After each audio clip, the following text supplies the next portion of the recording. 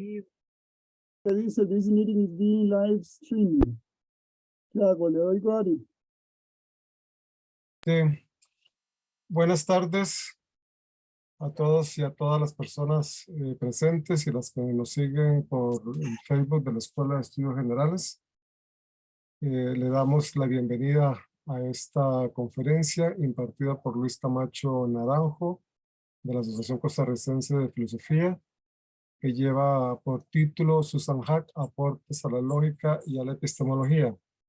Este ciclo de conferencias es organizado por la sección de Filosofía y Pensamiento de la Escuela de Estudios Generales y la Asociación Costarricense de Filosofía, y el ciclo de conferencias se llama Reflexiones filosóficas sobre pensadoras contemporáneas, que se llevará a cabo de aquí hasta el fin de año, en diciembre.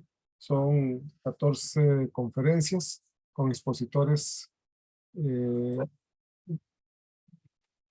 varios países: Costa Rica, México, Alemania y Chile. Entonces le damos la palabra a Luis Camacho y muchas gracias por su participación. Muy buenas tardes. Muchas gracias por la invitación a participar en este foro que me parece muy importante. Una de las filósofas más interesantes y destacadas en nuestros días es Susan Haack, profesora en filosofía y en la Facultad de Derecho de la Universidad de Miami en Coral Gables. Es autora de numerosas obras en lógica y epistemología y se declara feminista, aunque esté en desacuerdo con algunas de las posiciones más radicales de otras feministas, en particular en relación con la ciencia. Llaman la atención la claridad con que la profesora Haack expone los problemas y sus opiniones sobre las respectivas soluciones y la seguridad con la que defiende dichas posiciones, así como su actitud para cuestionar mucho de lo dicho por autores aceptados más por autoridad o por moda que por convencimiento. Esto hace que sus ensayos teóricos sobre lógica sean ejemplo de lógica en la argumentación y que sus análisis epistemológicos de la fundamentación de nuestros conocimientos a su vez estén muy bien fundamentados. De modo que su trabajo es un ejemplo notable de lógica en la discusión sobre lógica y epistemología en su investigación epistemológica. Lógica hablando de la lógica y epistemología hablando de la epistemología. Nacida en Inglaterra en 1945, se graduó en Oxford y Cambridge. En Oxford estudió Platón con el profesor Gilbert Ryle y lógica con Michael Dummett. Obtuvo su bachillerato en filosofía con un trabajo sobre la ambigüedad bajo la supervisión de David Peirce. Este tema aparece en varias de sus obras, por ejemplo, en Filosofía de la Lógica, Lógica Divergente. En la Lógica Divergente le dedica un capítulo. Su doctorado en filosofía fue posible gracias a una tesis dirigida por Timothy Smiley. Antes de ser profesora en Miami, Haack fue profesora en la Universidad de Warwick, Inglaterra. Ella tiene una doble formación en filosofía y en derecho, algo muy conveniente para el estudio de la argumentación, como ya lo señaló Leibniz, por ejemplo, entre otros autores, dado que es en el campo de la jurisprudencia donde encontramos con frecuencia algunos de los argumentos mejor estructurados que se hayan hecho. La profesora Haack tiene influencias del pragmatismo de Charles Sanders Peirce, de quien se declara seguidora y con frecuencia lo cita, y al que considera el filósofo más importante de Estados Unidos. Este es, por supuesto, el fundador del pragmatismo, aunque luego Peirce cambió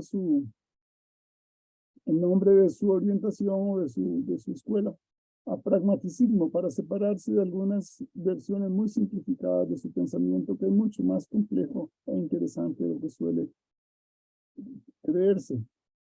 También tiene una fuerte influencia del lógico Willard von Neumann Quine, el gran lógico de la Universidad de Harvard, quien imprimió un una orientación particular a la filosofía analítica a lo largo de muchos años de trabajo.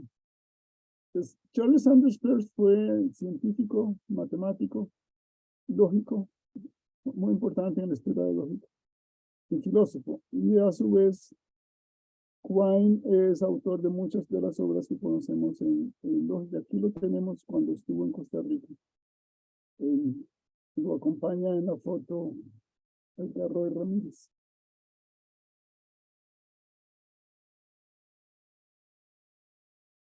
Es autora de gran número de artículos y libros, de los que aquí nos interesan los siguientes.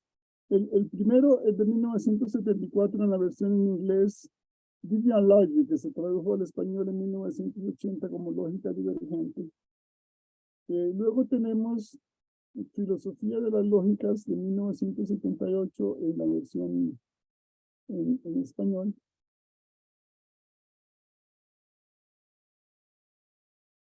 En 1993, Evidence and Inquiry, que es más propiamente una obra de epistemología.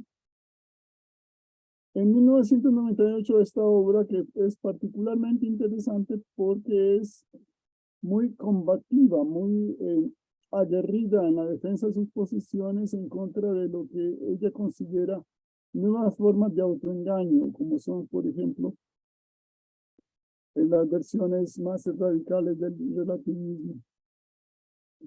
Algunas de las posiciones más exageradas de los multiculturalistas o de las feministas radicales.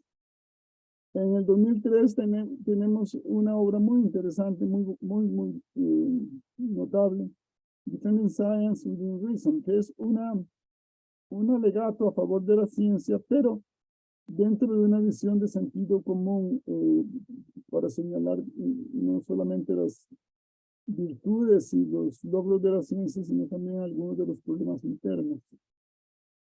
Hay una obra del 2008 que se titula Poniendo a trabajar a la filosofía, la investigación y su lugar en la cultura. Ya que es importante en la posición de Susan Haack el que la filosofía esté comprometida con los problemas sociales y aporte ideas a la solución de dichos problemas.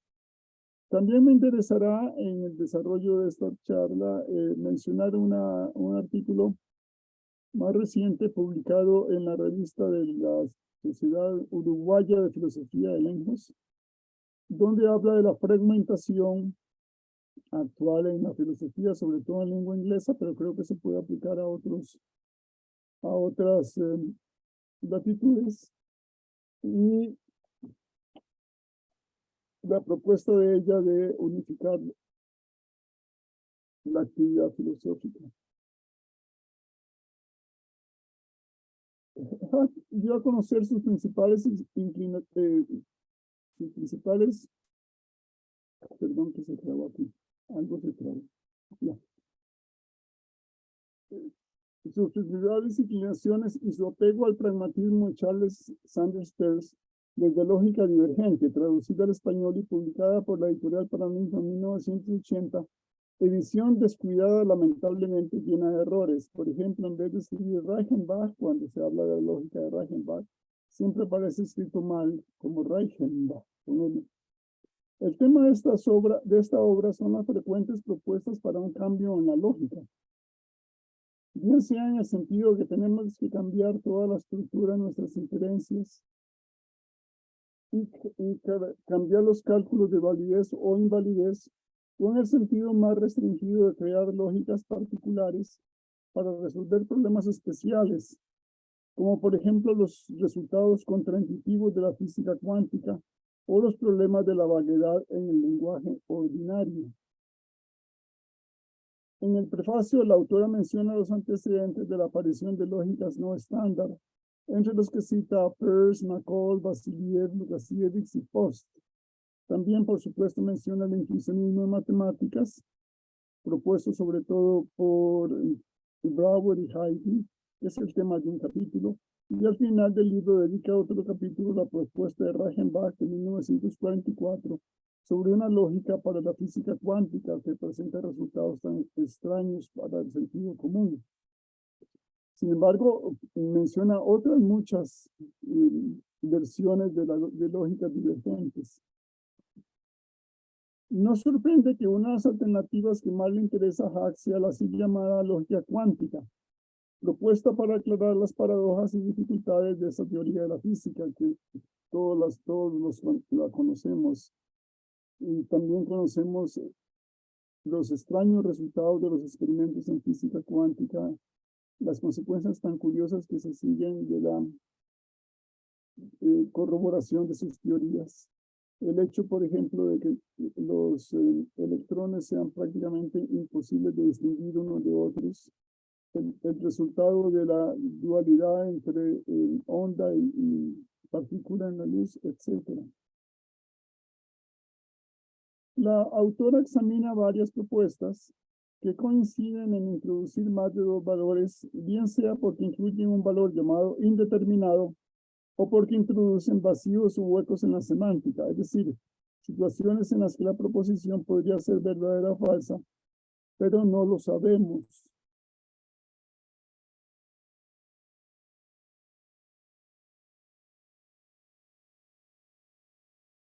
Por ejemplo, si tenemos determinado el momentum, la cantidad de movimiento de una partícula subatómica, sabemos que, de acuerdo con la física cuántica, no se puede determinar la ubicación de dicha partícula. Esta anomalía resulta inaceptable, sin embargo, para el sentido común y para la lógica clásica, donde toda proposición es verdadera o falsa. En una lógica de tres valores, como la que propone Reichenbach, verdadero, falso e indeterminado, diríamos que las proposiciones sobre ubicación, en este caso, una vez determinado el momentum, no son verdaderas ni falsas, sino indeterminadas. Con más de dos valores, habría que cambiar la tabla de verdad de las conectivas. Aquí tenemos la tabla de verdad de lo más sencillo, que es la negación clásica con solo dos valores, verdadero, falso o 1 y 0. Si T es verdadero, obviamente su negación será falsa, y si T es falsa, su negación será verdadera, mientras no estemos en matemáticas intuicionistas, donde la negación se ve de otra forma. Pero si ponemos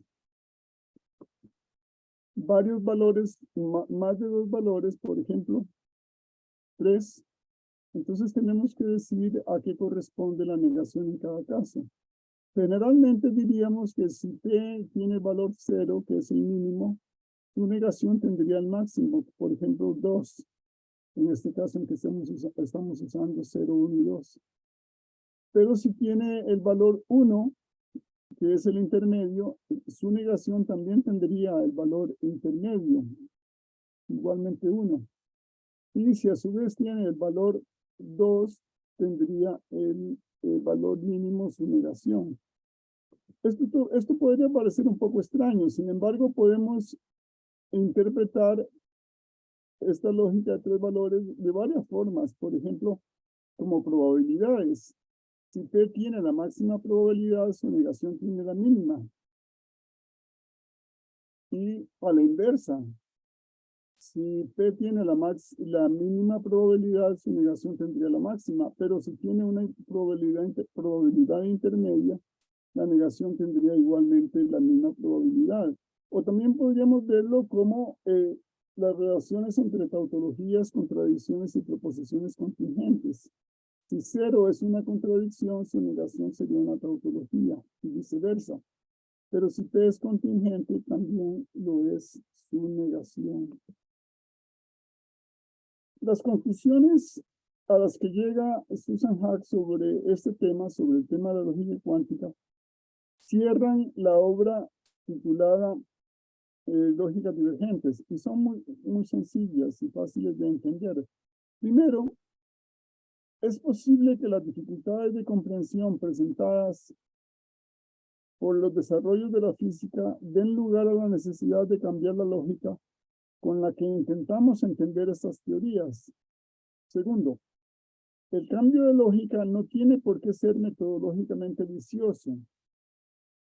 Se puede evitar el engaño de usar el cambio de lógica para apoyar una teoría que a su vez motiva el cambio de lógica, De modo que la lógica apoya a la teoría y la teoría a la lógica. Esa es la crítica que se le ha hecho más frecuentemente a la lógica cuántica, que no es más que un cierre a la discusión científica para, al cambiar la lógica, entonces la teoría se apoya en los cálculos de validez y a la inversa. Tercero, no se ha concluido satisfactoriamente, sin embargo, que los desarrollos de la física obliguen a un cambio en la lógica, a pesar de los esfuerzos de Hans Reichenbach y otros autores, varios de ellos, por demostrarlo.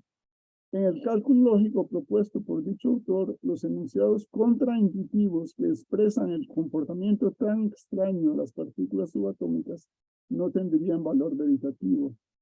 Sin embargo, considera que Reichenbach no logra probar que su lógica resuelva los problemas de comprensión de la física cuántica.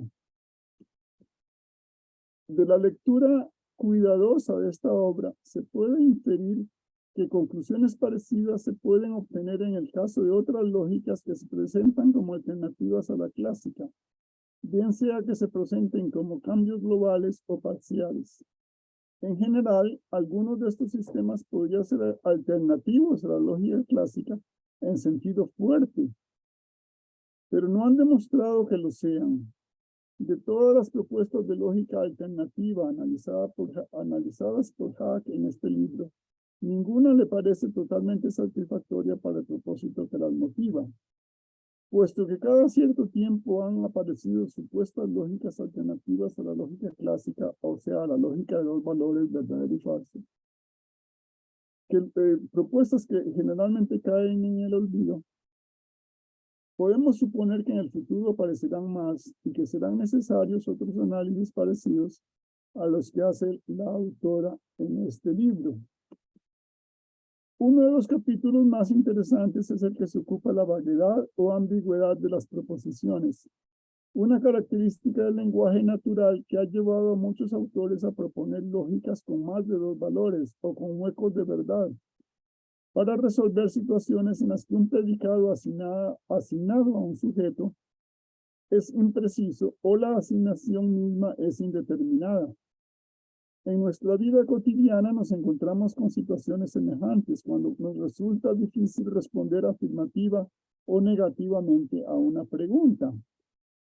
Llueve, por ejemplo, es claramente verdadero si caen miles de gotas por metro cuadrado en un segundo y claramente falso si no cae ninguna gota. Pero ¿qué decir si apenas caen unas pocas? Un aguacero es una colección de gotas de agua que caen sobre un espacio determinado al mismo ritmo temporal, pero cada gota ciertamente no es un aguacero. ¿En qué momento o con qué número de gotas tenemos un aguacero? Ese es un ejemplo de toda una serie de paradojas conocidas en lógica desde tiempos inmemoriales con el nombre de los sorites. Si un grano de arena no es un montón, como se lo proponían los griegos, pero un montón de arena es una colección de granos, ¿qué número de granos se requiere para tener un montón? Si la caída de un cabello no hace que alguien sea calvo, pero una persona calva es la que ha perdido la mayoría de su cabellera, ¿qué número de cabellos tienen que caer para que alguien se considere calvo? ¿O en qué momento se consideraría calvo? La pregunta que surge entonces es la siguiente. ¿Debemos crear una lógica para proposiciones ambiguas que parecen indeterminadas? ¿O más bien debemos tratar primero de eliminar la ambigüedad en el lenguaje ordinario cuando sea necesario eliminarla? Porque en otros contextos más bien la ambigüedad es un recurso, como por ejemplo en el caso de chistes. Si escogemos lo primero, es decir, si cambiamos la lógica y creamos una lógica para la ambigüedad, quizá tengamos consecuencias no deseadas. Por ejemplo, tendríamos que alterar o cambiar cosas tan valiosas y tan interesantes como los árboles semánticos en las pruebas de validez o invalidez de lógica proposicional o lógica cuantificada de primer orden o en la lógica de contrafáctiles. Si preferimos resolver antes el problema de la ambigüedad, nos encontramos con el hecho de que hay variadas maneras de hacerlo. Y que parece ser El camino que propone la autora tiene la consecuencia de que al tratar el lenguaje ordinario con mecanismos lógicos, nos encontramos entonces con que el lenguaje ordinario se reduce o se estiliza para un propósito único que sería la validez o invalidez de los argumentos.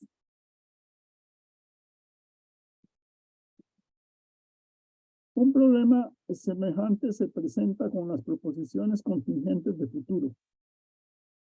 Ya Aristóteles, fundador de la lógica, se plantea en su obra de la interpretación si las proposiciones contingentes de futuro son verdaderas y plantea el asunto con el ejemplo famoso de la proposición mañana habrá una batalla naval.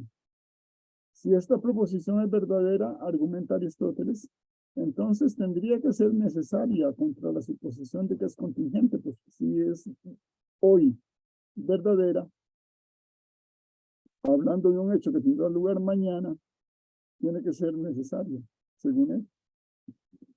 Aristóteles concluye que en este momento no es verdadera ni falsa, y solo será una u otra cosa cuando llegue mañana. Mañana habrá una batalla naval, comillas, es entonces verdadera, sí, solo sí, mañana hay una batalla naval cuando llegue mañana. Si es así, entonces Aristóteles propone una lógica de 3 valores para el futuro. Obviamente hay otras soluciones para este acertijo que ha sido muy discutido a lo largo de la historia de la lógica. Y la conclusión de Hack es semejante a la que proponen otros cambios. Un cambio de lógica para resolver un problema particular puede traer consigo un precio demasiado alto. Así pues, las preguntas que motivan a Hack en esta obra son profundas. Primera, ¿son posibles las lógicas realmente rivales de la lógica clásica? Se entiende por lógica clásica la que tiene 2 valores para toda proposición, verdadero o falso, y en la que funciona el principio de tercero excluido, es decir, P o no P. Segundo, ¿qué quiere decir que un sistema es rival de otro? Tercero, si es posible crear lógicas alternativas, ¿existen razones para preferir unas sobre otras? Cuarto, ¿qué consecuencias tiene la adopción de una lógica para la teoría de la verdad en epistemología?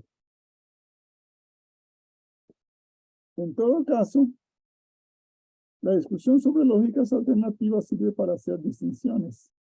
Al aclarar en qué sentido una lógica puede ser alternativa a la lógica clásica, la autora distingue entre los sistemas que se presentan como extensiones de la lógica estándar, como por ejemplo la lógica modal, la deóntica, la de contrafácticos, la temporal, la de preguntas, la de imperativa o de órdenes, y aquellas que se presentan como rivales, que coinciden en tener más de 2 valores para las proposiciones.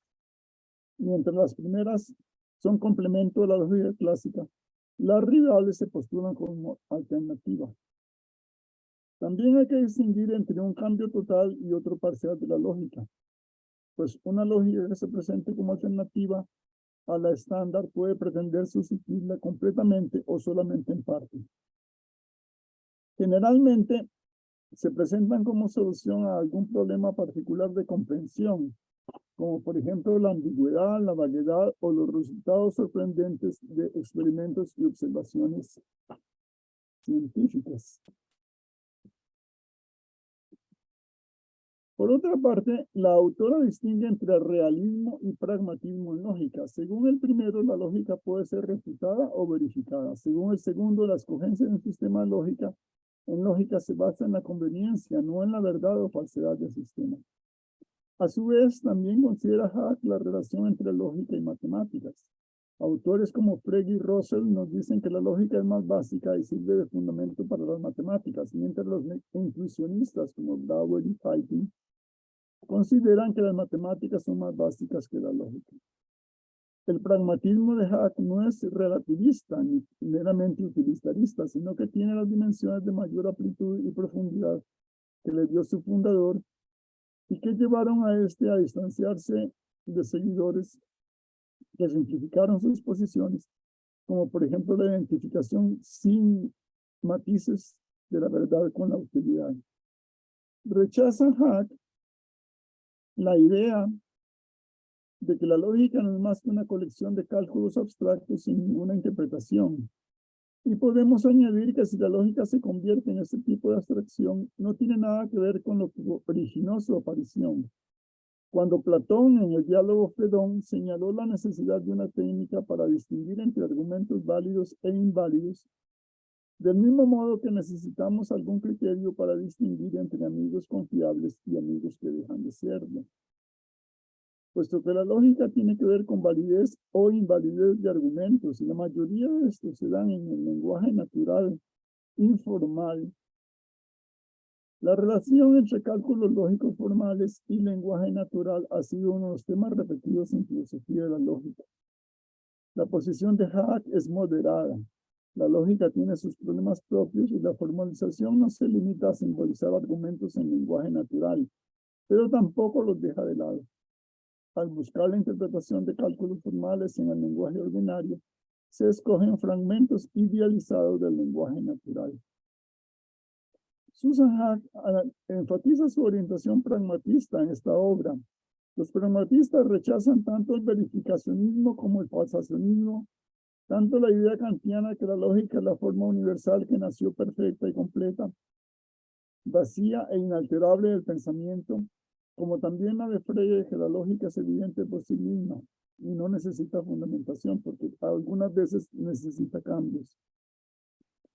Al proponer los criterios de simplicidad y economía como los principios básicos que hay que seguir a la hora de escoger una teoría, tanto científica como lógica, Hart se da cuenta de las objeciones que se le pueden hacer al pragmatismo. Una de ellas es la falta de coherencia, es decir, la presencia de contradicciones.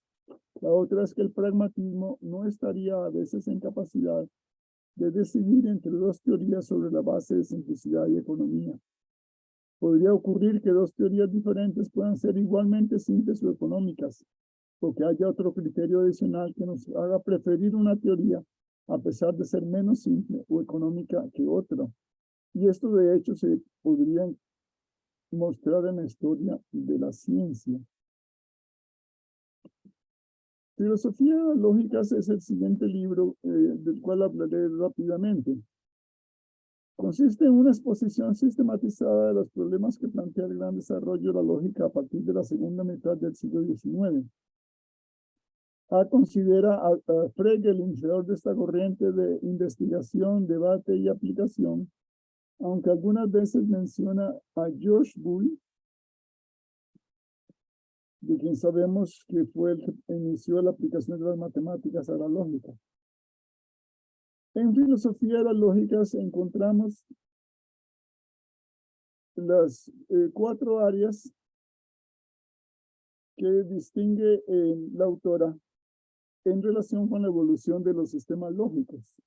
Primero, el desarrollo del aparato lógico estándar usado en los cálculos formales, tarea en la que menciona Frege, Russell, Wittgenstein y otra serie de autores, y se le escapa, por cierto, Leibniz, que en el siglo XVII, desarrolló los primeros cálculos lógicos mediante aplicación de procedimientos matemáticos a esquemas de argumentos.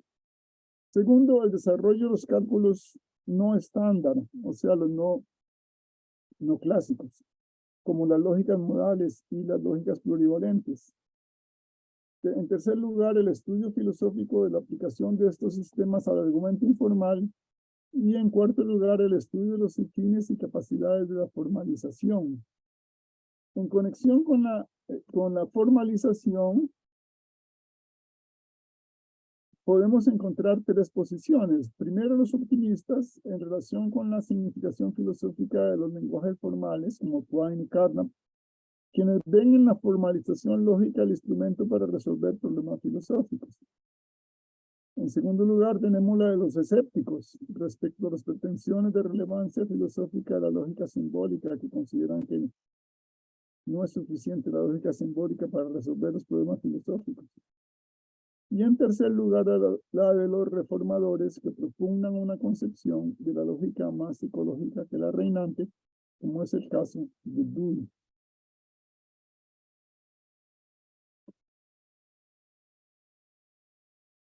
Dos son los temas filosóficos vitales que encuentra Hack en la lógica y que se analizan en filosofía de la lógica.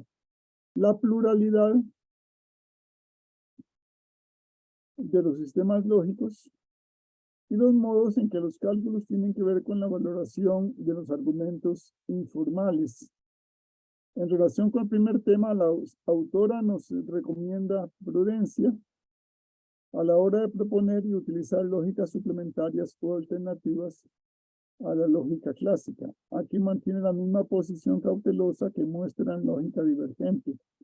En cuanto al segundo tema, de la relación entre cálculos formales y argumentos en lenguaje ordinario, su recomendación es atender con cuidado los propósitos de la formalización.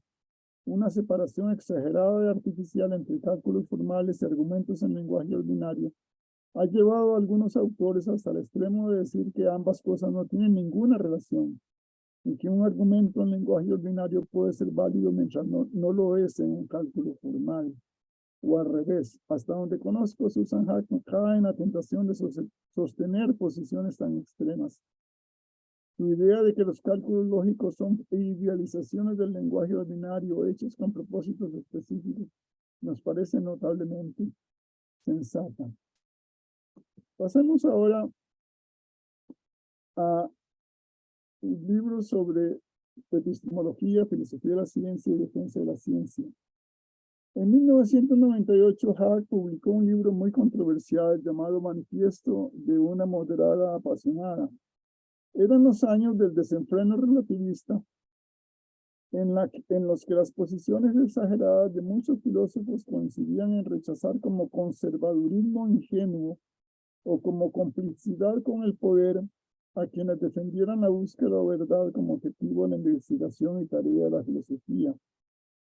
Eran los años en que las ideas de Thomas Kuhn de que científicos con diferentes paradigmas viven en mundos diferentes llevaron a muchos a la conclusión lógica de negar la realidad objetiva, opinión reforzada con la idea de autores como Stephen Stich de que la verdad no es más que una versión de la utilidad y que con frecuencia ni siquiera es útil. Richard Rorty proclamaba por aquella época que decir de una proposición que es verdadera equivale a darle una palmadita en la espalda. Y el psicólogo Kenneth Jürgen anunciaba que la ciencia no tiene nada que ver con los hechos, puesto que no se basa en la evidencia de ninguna cosa, sino nada más en los caprichos del científico. Varias feministas habían asumido en esta época la posición de que no existe verdad, sino únicamente poder, y que las diferencias en posiciones científicas y filosóficas se explican por la sociología. Pues la investigación científica no nos dará una visión desinteresada de un mundo natural con leyes ajenas a la voluntad humana. Esas mismas feministas, entre las que destacan Helen Longino y Sandra Harding, rechazaron la objetividad y universalidad de las ciencias sobre la base del argumento de que se trata de un producto de hombres para reforzar el patriarcado como instrumento de opresión contra las mujeres. En la introducción a este libro, la autora plantea claramente la visión que rechaza y critica. Por una parte, todos estamos acostumbrados a investigar para descubrir la verdad, aunque sean asuntos que pueden parecer triviales como el horario de buses y trenes o el saldo de nuestras cuentas bancarias. Podría haber añadido a la tecnología y de hecho lo hace luego, ya que los aparatos que nos rodean, que hacen la vida menos difícil y sin los cuales difícilmente podríamos existir, funcionan o no según leyes cognoscibles, físicas, de modo que sabemos por qué funcionan cuando funcionan y por qué no funcionan cuando no funcionan, y no se admite ignorancia.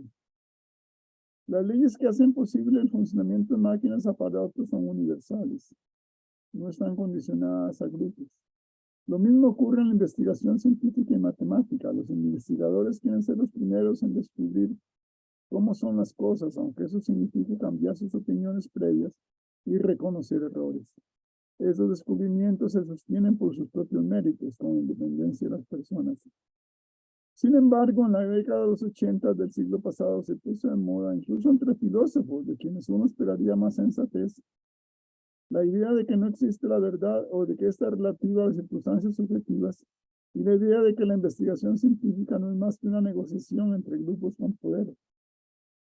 A lo largo de las páginas de esta obra, Susan Haack arremete con gran energía y conocimiento contra las opiniones de quienes dicen que toda teoría está subdeterminada por los datos, de modo que para cualquier evento hay infinitud de teorías explicativas, así como contra quienes consideran que toda la ciencia, incluso la lógica y las matemáticas, están subordinadas a la sociología, a una versión particular de la sociología, porque sería supuestamente la que nos dice cuáles son las relaciones de poder detrás de la aceptación o rechazo de una teoría científica, lo cual nos llevaría también a la conclusión de que si dos científicos coinciden en sus teorías, no es porque estén viendo los mismos hechos, sino porque tienen el mismo trasfondo socioeconómico. Particularmente interesante es su rechazo a la idea de que cada grupo humano tiene una manera de pensar inconmensurable con la de otros grupos, de manera que se puede hablar con propiedad de una epistemología femenina o de una región determinada del globo. Bien sea en el sentido de que nuestra percepción esté determinada por ese paradigma y no podemos salirnos de ellos, o porque solo un grupo particular, como por ejemplo dicen algunos feministas, que sería el grupo de las mujeres, es capaz de percibir la realidad tal como es. Pasemos ahora a la relación entre conocimiento y evidencia. La autora defiende lo que llama en inglés foundationalismo, combinación de las palabras foundationalismo y coherentismo. El término ha sido traducido al español como fundamentalismo y expresa la idea de reconocer la relevancia de la experiencia para la justificación empírica sin postular ninguna clase privilegiada de opiniones o creencias, puesto que todo sería revisable. Como su nombre lo indica, toma del fundacionalismo la idea de que las opiniones tienen que estar basadas o derivadas de la experiencia del sujeto, y toma del coherentismo la idea de que una creencia justificada tiene que acomodarse en un conjunto coherente de creencias. Fundamentos y coherencia son igualmente necesarios, pero ninguno de ellos por sí solo es suficiente para justificar nuestro conocimiento. La metáfora preferida de Haack para explicar su posición es el crucigrama.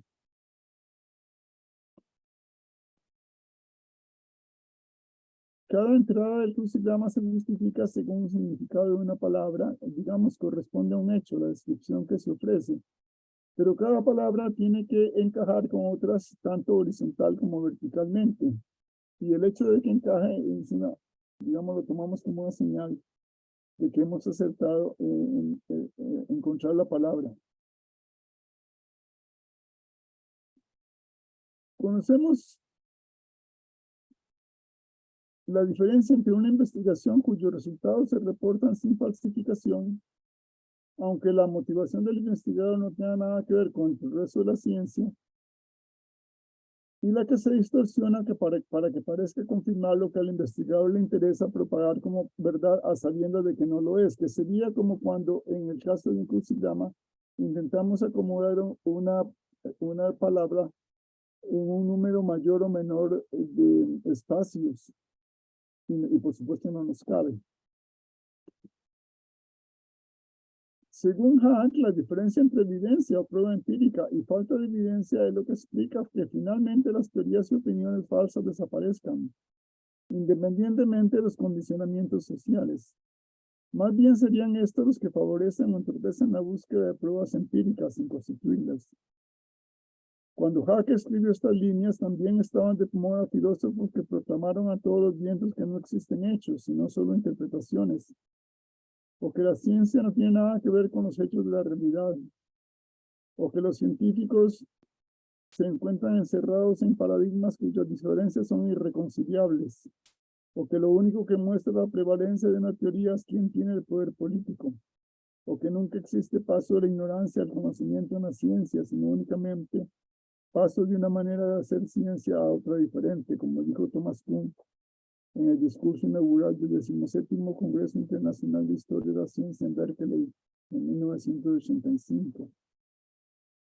Entre las muchas cosas dichas hasta por filósofos de quien uno espera más sensatez, está la idea de que lo que llamamos conocimiento es solo la ignorancia de moda, mientras otros nos han dicho que la verdad es una forma de utilidad y que tener creencias verdaderas no es ninguna ventaja para la supervivencia.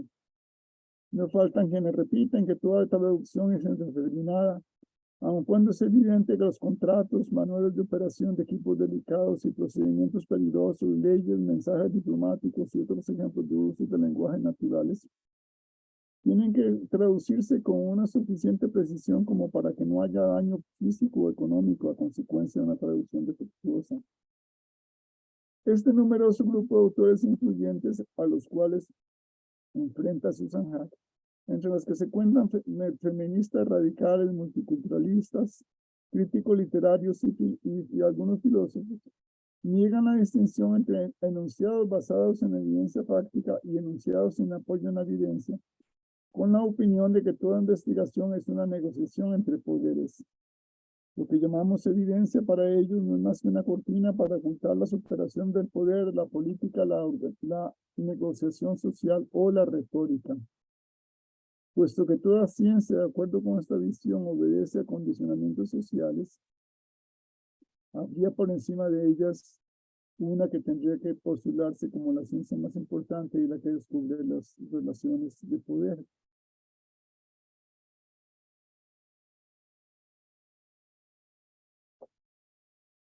Digamos ahora, ya para casi terminar, algo sobre el feminismo y la fragmentación y reintegración.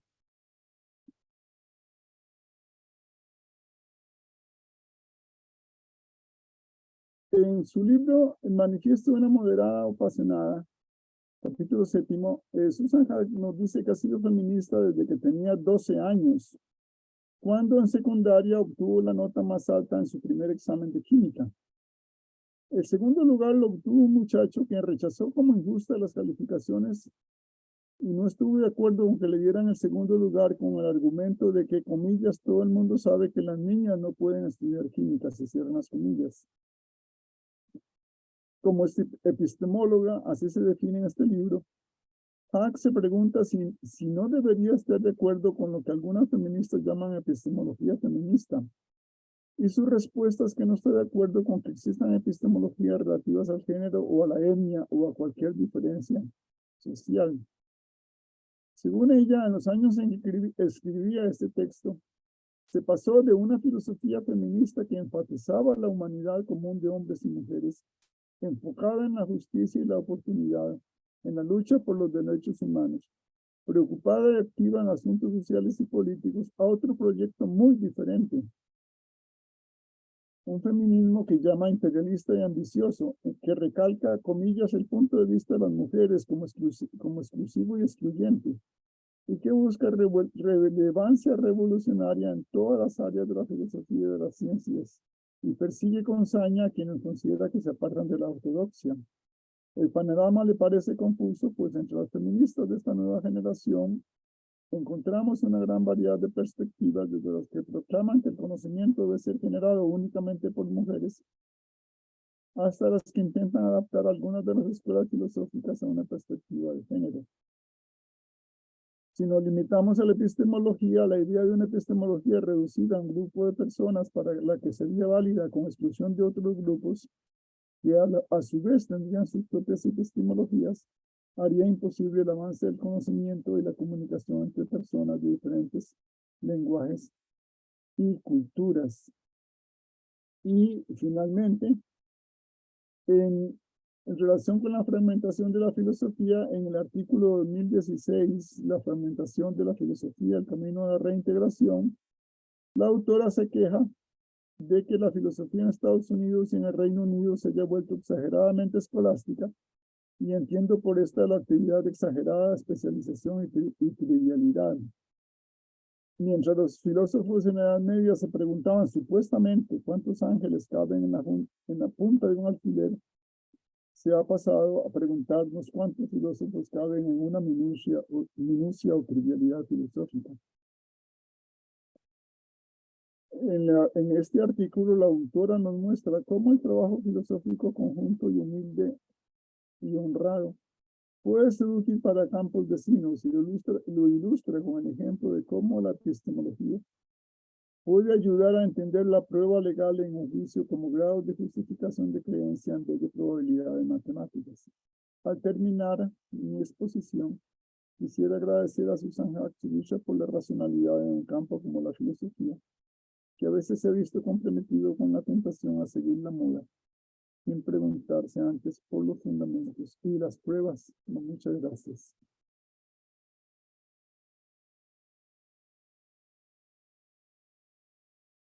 Muchas gracias, don Luis, por su presentación.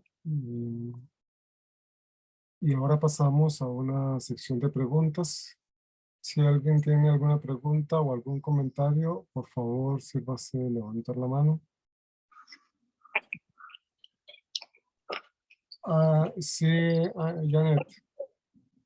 Sí, gracias. Muy feliz de haber escuchado esta conferencia de don Luis, y además pues recuerdo todo lo que disfruté en el conocimiento que generaban las lecciones que recibí con él mientras estudiaba.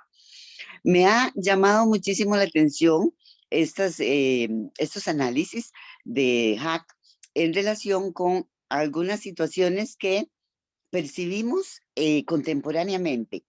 Por ejemplo, cuando ella se refiere a los asuntos legales, es muy interesante precisamente ver que en este momento hay toda una confrontación en los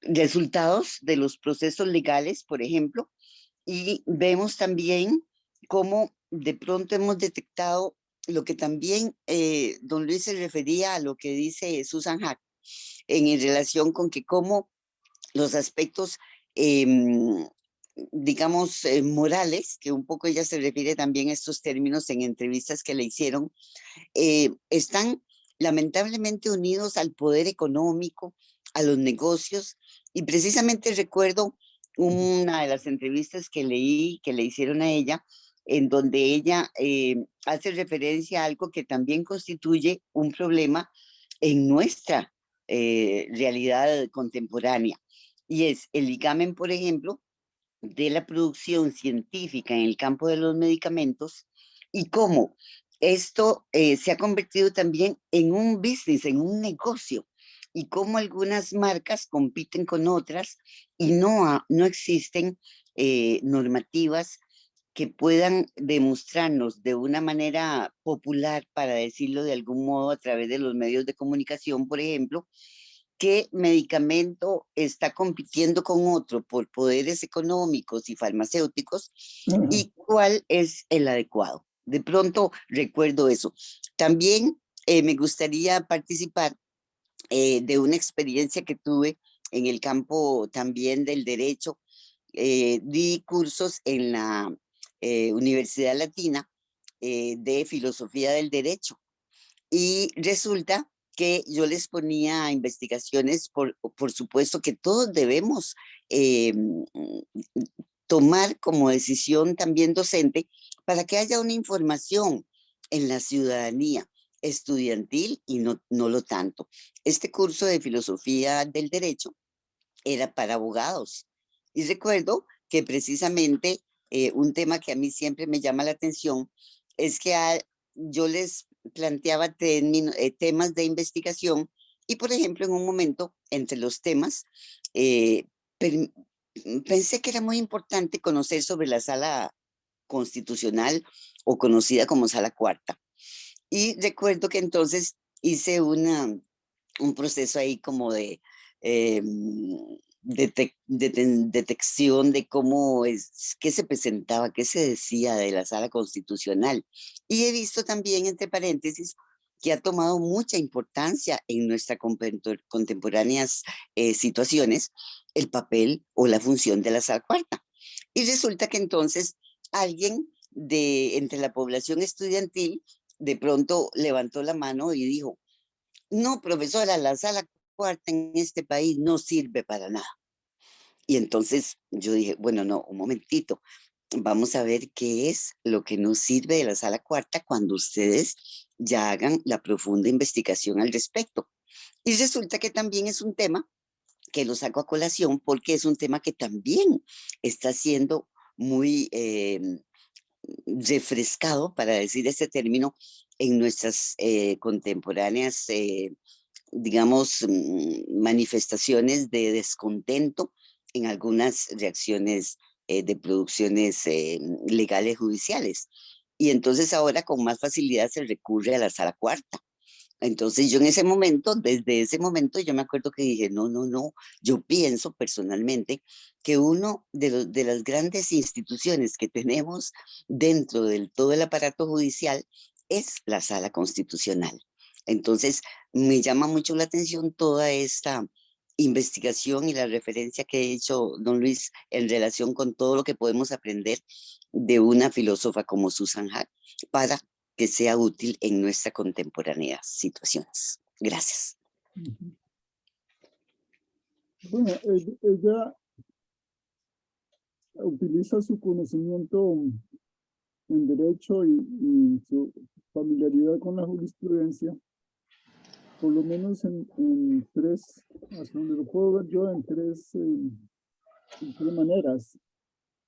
Primera es tomar la jurisprudencia como una fuente de argumentación, algo que como lo decía antes, eso lo señala Leibniz, que también recuerdan que estudió derecho. Y porque Leibniz y también Susan Haack dirían que es en la jurisprudencia donde encontramos algunos de los argumentos mejor fundamentados que se han dado en la historia, no solamente en la historia de la ciencia, sino también en la jurisprudencia. Ese es el primero.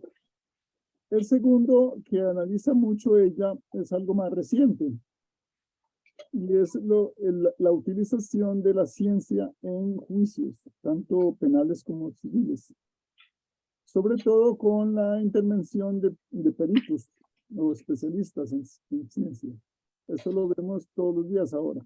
Y los choques que hay entre unos peritos y otros peritos y las opiniones que tienen algunos abogados sobre los científicos y viceversa. Este es un campo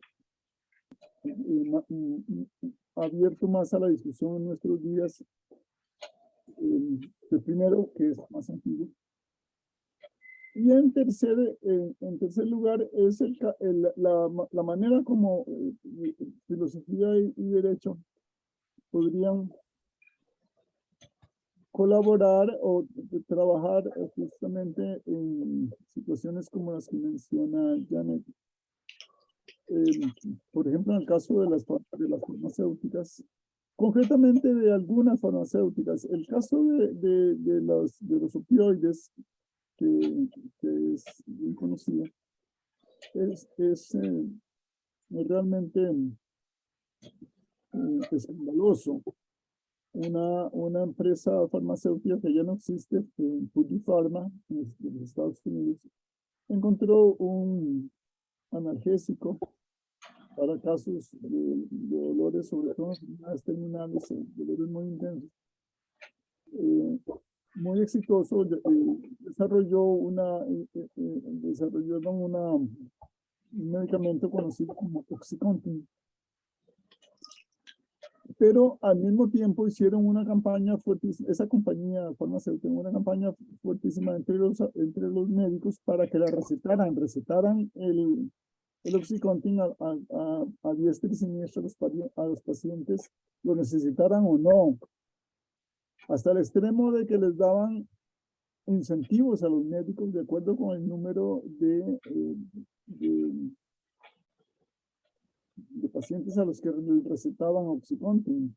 Les daban vacaciones pagadas, bonificaciones, etc. El Oxycontin es ciertamente muy exitoso como analgésico, pero es adictivo. Entonces se ha generado una adicción inmensa en los Estados Unidos. El uso de un medicamento que solo se puede recetar con la autorización de un médico, pero esos médicos estaban ya comprometidos digamos, con su ética y su profesional y demás. al recibir prebendas. El caso es bien conocido, ha dado lugar incluso a varios libros, porque entonces muchos de los adictos a la OxyContin se quejaron diciendo que su adicción era el resultado de un acto de los médicos que lo habían recetado bajo los incentivos de la compañía farmacéutica. La compañía farmacéutica fue demandada por millones de millones, pero tuvieron que pagar una indemnización grande. Pero eso no tocó para nada la culpabilidad de nadie. Y la compañía, los dueños de la compañía, que son unas familias más poderosas de Estados Unidos, con más dinero, los Schlagers, simplemente pagaron lo que tenían que pagar y no les afectó en gran medida para su patrimonio personal, los millones de millones o miles de millones que tuvieron que pagar. Por forma ya no existe, pero mientras tanto han quedado miles de pacientes adictos a la OxyContin. Eso está bien documentado, es decir, porque son esas cosas que uno podría decir, no, estos son cuentos de que digamos, eso no es más que fake news. Está muy de moda atacar a las farmacéuticas, mientras por otra parte los fondos de pensiones invierten inmensas cantidades de las farmacéuticas para tener buenos rendimientos porque son muy rentables.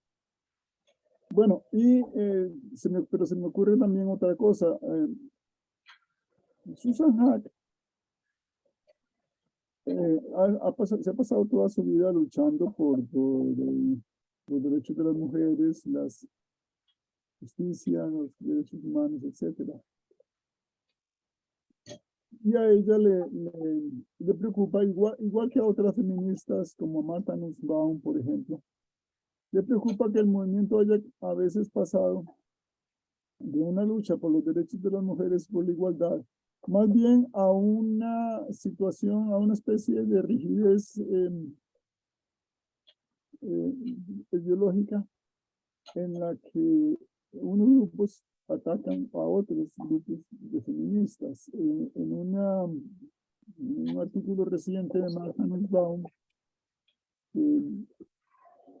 se pregunta para quién escribe Judith Butler, porque considera que no escribe para defender a las mujeres atacadas en las que se le niegan sus derechos en cualquier país del mundo, pero particularmente en algunos donde las negaciones de derechos son horripilantes, como en Afganistán, por ejemplo, sino que escribe más bien para mantener una ortodoxia dentro del movimiento. Gracias. Muchas gracias. Bueno, muchas gracias. Voy a leer unos comentarios del Facebook, que están en el Zoom, para aquellos que están en el Facebook. Jacqueline García Fallas dice: don Luis, muchas gracias por esta aproximación a Susan Haack. Álvaro Zamora dice: estupenda conferencia, que se disfruta y agradece. Juan Gabriel Alfaro Molina escribe: muchas gracias, don Luis, por compartirnos estos comentarios. Bueno, luego de eso, no sé si hay alguna otra pregunta o comentario.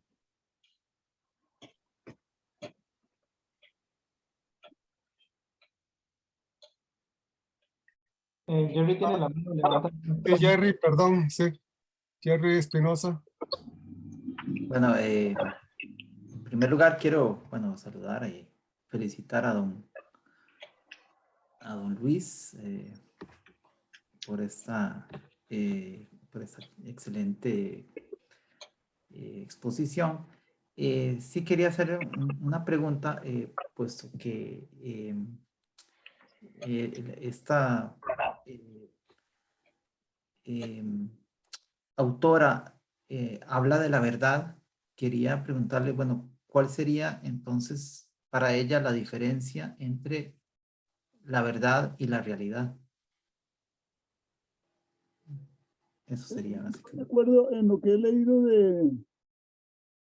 de Susan Haack, no recuerdo que lo planteen en esos términos. La visión de la verdad en Susan Haack es una visión de correspondencia.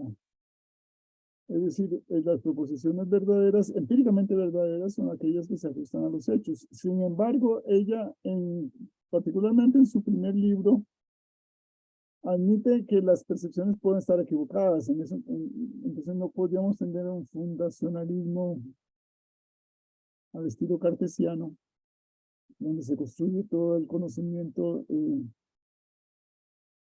seguro a partir de una percepción o de un pensamiento. La diferencia entre verdad y realidad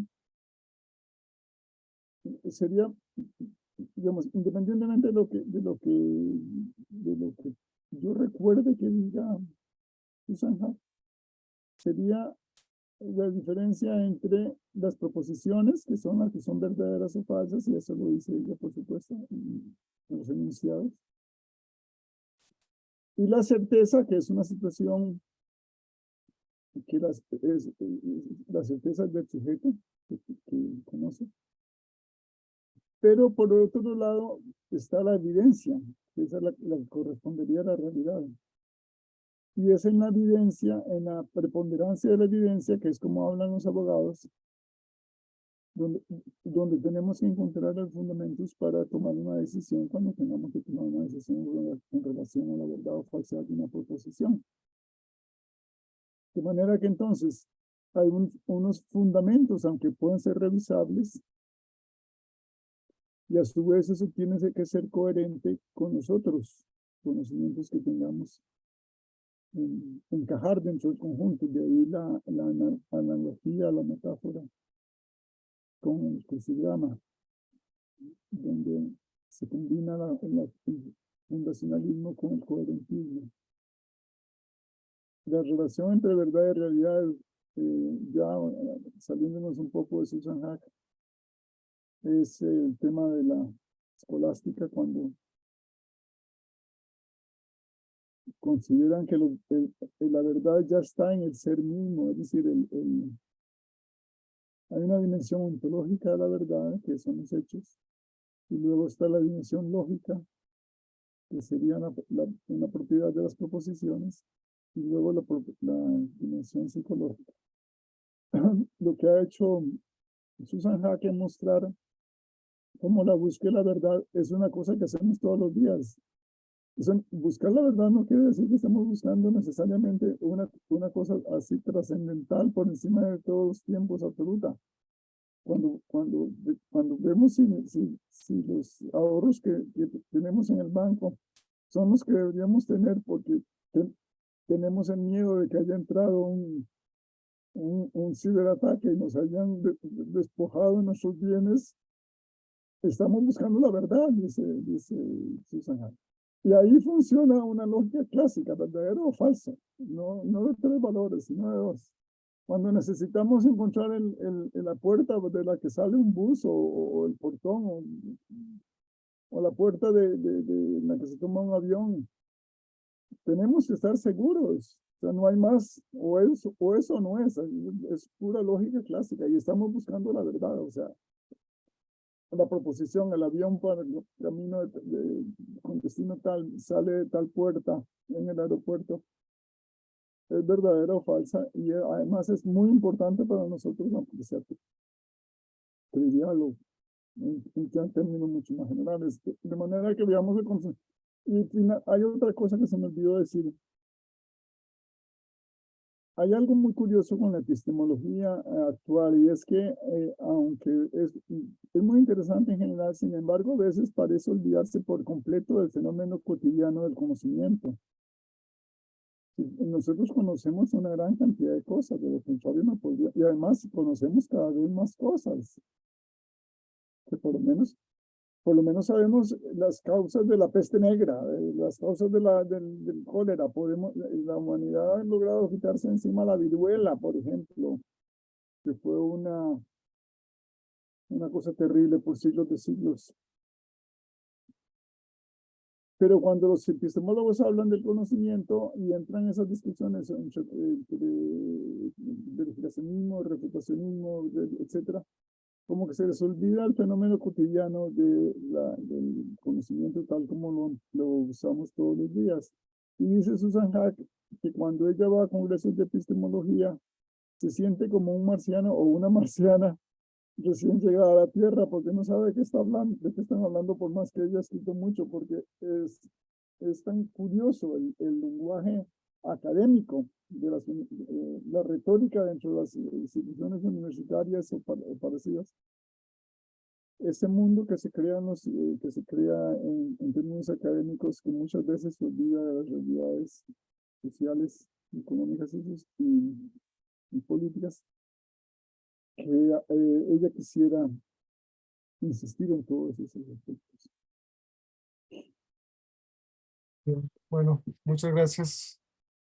Si no hay más preguntas y comentarios, creo que podemos terminar esta actividad en este punto y agradecerle a Luis Camacho su excelente presentación y mostrarnos también esta parte feminista de Susan Hack y sus críticas y sus aportes en la lógica y en la epistemología. Muchas gracias Bueno, y que tengan buenas tardes. Muchísimas gracias. chao. Bueno, muchas gracias.